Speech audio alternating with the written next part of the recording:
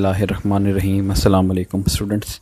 आज का हमारा lecture isolated charge conductor electrostatics की स्टडी में चार्ज कंडक्टर की एक अपनी अहमियत है और जिसको हम नेक्स्ट टॉपिक्स में भी देखेंगे। इसमें यहाँ पर हमने ये चीज़ डिस्कस करनी है कि अगर हम किसी कंडक्टर को आइसोलेट कर दें, यानी यहाँ पर ये एक कंडक्टर है जो कॉपर का लेट सपोज बना हुआ है और रैंडम शेप में मौजूद है, हमने इसको किसी जगह से हैंग कर दिया। अब हम ये देखना चाहते हैं कि इसके अंदर इलेक्ट्रिक फील्ड कितनी है। तो सबसे पहला काम ये करेंगे कि हम इसके अंदर ये जो ब्लू लाइन आपको दिखाई दे रही है, इस ब्लू लाइन की शेप में हमने एक गॉसियन सरफेस यानी इमेजिनरी क्लोज सरफेस इस कॉपर के अंदर जो है वो बना ली। अब अगर हम देखें इस गॉसियन सरफेस के अंदर अगर इलेक्ट्रिक फील्ड एग्जिस्ट करती तो वो इलेक्ट्रिक फील्ड चार्जेस के ऊपर हमेशा एक फ़ोर्स लगाती है। अगर पॉजिटिव चार्ज हों तो उनके ऊपर फोर्स पॉजिटिव से नेगेटिव की तरफ, और अगर नेगेटिव चार्जेस हैं तो उनके ऊपर फोर्स नेगेटिव से पॉजिटिव की तरफ ज़रूर लगती है। हम जानते हैं कि कॉपर जो है वो एक कंडक्टर है, और अगर कंडक्टर है तो इसके वैलेंस शेल में मौजूद इलेक्ट्रॉन्स हर वक्त फ्री होते हैं जो कंडक्शन बैंड में मौजूद होते हैं। इसका मतलब है कि अगर कोई इलेक्ट्रिक फील्ड इसके अंदर एग्जिस्ट करती तो वो तमाम के तमाम इलेक्ट्रॉन को इलेक्ट्रिक फील्ड के अगेंस्ट जो है वो मूव करवाती एक फ़ोर्स लगा के, और चार्जेस का जो फ्लो होता है वो करंट कहलाता है। लेकिन आइसोलेटेड कंडक्टर में आप एमीटर के ज़रिए यानी एक्सपेरिमेंटली जो है जब करंट मालूम करते हैं तो वो जो करंट है उसकी मिकदार आती है ज़ीरो। इसका मतलब है कि इसके अंदर जो किसी एक पर्टिकुलर पॉइंट को क्रॉस करने वाला जो नेट चार्ज है वो ज़ीरो है, यानी जितने इलेक्ट्रॉन्स लेफ़्ट से राइट उतने ही इलेक्ट्रॉन राइट से लेफ़्ट मूव कर रहे हैं, जितने इलेक्ट्रॉन्स अप से डाउन उतने ही इलेक्ट्रॉन डाउन से अप जानिब मूव कर रहे हैं। इसका मतलब है कि नेट चार्ज किसी भी क्रॉस सेक्शन को जो क्रॉस करता है वो ज़ीरो होगा। तो अगर नेट चार्ज ज़ीरो है तो गॉस लॉ ये शक्ल अख्तियार कर लेगा E dot D A is equal to zero, क्योंकि Q ओवर एप्सिलॉन नॉट की जगह ज़ीरो आ जाएगा। और एरिया तो ज़ीरो हो नहीं सकता इस गॉसियन सरफेस का, तो it means electric field zero है। तो इसका मतलब है कोई भी कंडक्टर है उसके अंदर इलेक्ट्रिक फील्ड हमेशा जो है वो ज़ीरो रहती है। ये आइसोलेटेड कंडक्टर है, फ़िलहाल इसको हमने चार्ज नहीं किया।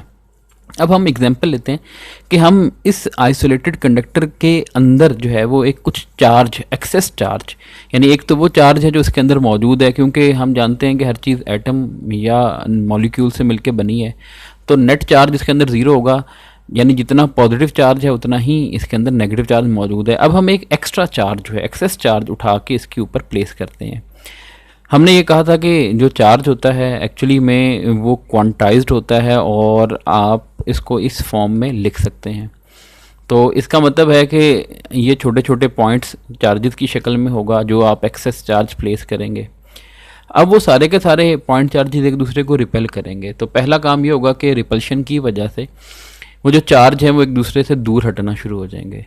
दूसरा, एक वक्त ऐसा आएगा कि वो सब के सब इसकी आउटर मोस्ट सरफेस के ऊपर आ जाएंगे और इक्विलिब्रियम की पोजीशन अटेन कर लेंगे, जहाँ पर ये एक दूसरे से कुछ ख़ास फासले के ऊपर अपने आप को रेस्ट की हालत में एडजस्ट कर देंगे। तो इसका मतलब है कि जितना भी एक्सेस चार्ज आपने किसी भी आइसोलेटेड कंडक्टर को दिया, वो एक्सेस चार्ज ने अपने आप को रीडिस्ट्रीब्यूट कर लिया। कहाँ पर रीडिस्ट्रीब्यूट किया? सरफेस के ऊपर, और यूनिफॉर्मली रीडिस्ट्रीब्यूट किया। इसका मतलब है इसकी सरफेस के ऊपर जब आप सरफेस चार्ज डेंसिटी यानी सिग्मा मालूम करेंगे तो हर छोटे छोटे एरिया के ऊपर जो सरफेस चार्ज डेंसिटी है वो सिग्मा के इक्वल आएगी और वो हर जगह पे एक जैसी होगी। अब अगर यहाँ पर एक क्यूब की शक्ल में हमने एक कंडक्टर लिया, हम क्या करते हैं इसके अंदर एक कैविटी पैदा करते हैं, यानी इधर से एक सुराख करते हैं और इस सुराख के अंदर से जो है वो कॉपर के एटम निकाल के बाहर फेंक देते हैं। इसका मतलब इसके अंदर जो है वो खाली जगह जो है वो पैदा हो गई है, खला जो है वो पैदा हो गई है। अब जब आप इसके अंदर भी इलेक्ट्रिक फील्ड देखेंगे, वो स्टिल इलेक्ट्रिक फील्ड जो इसके अंदर आएगी वो क्या आएगी? ज़ीरो आएगी। तो बेशक इसका मतलब है आइसोलेटेड कंडक्टर हो, आइसोलेटेड चार्ज कंडक्टर हो, या कंडक्टर हो जिसके अंदर कैविटी मौजूद है, उन तीनों सिचुएशन में इनसाइड इलेक्ट्रिक फील्ड ज़ीरो होगा। कोई एक्सेस चार्ज उसके अंदर एग्जिस्ट नहीं कर सकता, वो हमेशा उसकी सरफेस के ऊपर जो है वो रिजाइड करेगा और यूनिफॉर्मली अपने आप को रीडिस्ट्रीब्यूट करेगा। अब हमने outside the conductor electric field मालूम करनी है। हमने जो है वो ये जो वॉल है, ये कंडक्टर की एक वॉल है जिसकी आउटर सरफेस के ऊपर ये पॉजिटिव चार्ज डिस्ट्रीब्यूट हुआ है। हमने क्या किया, यहाँ पर जो है एक गॉसियन सरफेस ली और वो सिलेंडर की शक्ल में ली। अब पॉजिटिव चार्ज की वजह से जो इलेक्ट्रिक फील्ड होगी वो आउटवर्ड्स, इसका ये जो राइट क्रॉस सेक्शन है ये भी आउटवर्ड बाहर की जानिब, इसका मतलब है यहाँ पर थीटा की वैल्यू जो है वो 0 डिग्री। ये जो लेफ्ट क्रॉस सेक्शन है ये तो है कंडक्टर के अंदर, तो कंडक्टर के अंदर तो इलेक्ट्रिक फील्ड जो है वो क्या है, 0 है, इसका मतलब है यहाँ पर फ्लक्स 0 हो जाएगा। और तीसरी ये जो कर्व सरफेस है इसका जो एरिया है वो इलेक्ट्रिक फील्ड के बिल्कुल परपेंडिकुलर, इसका मतलब है यहाँ पर भी फ्लक्स 0 होगा। तो सिर्फ राइट ये जो फेस है जो आउटसाइड जो है वो इस कंडक्टर के है वहाँ पर फ्लक्स मौजूद है। तो E dot D A is equal to Q over epsilon nought, Q की जगह आप पुट कर दें सिग्मा ए, यानी अगर इस गॉसियन सरफेस का एरिया ए है तो इसके अंदर जो चार्ज इनक्लोज होगा वो सिग्मा इंटू ए होगा।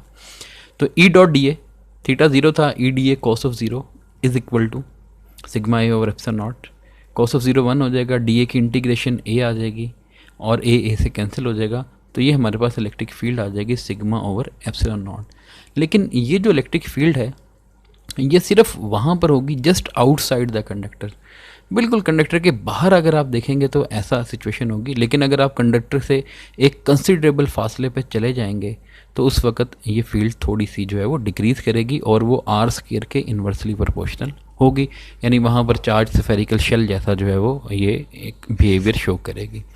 तो अपना ख्याल रखिएगा, अल्लाह हाफिज़।